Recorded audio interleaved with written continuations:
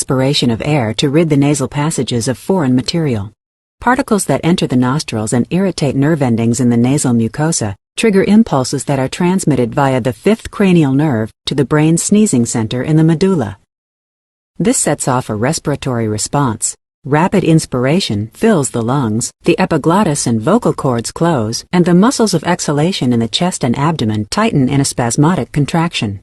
These events create a buildup of pressure in the lungs. When a sufficiently high level of pressure is attained, the vocal cords relax, the epiglottis opens, and an expulsion of air rushes through the nose and mouth. The force of the sneeze propels the irritants out of the nasal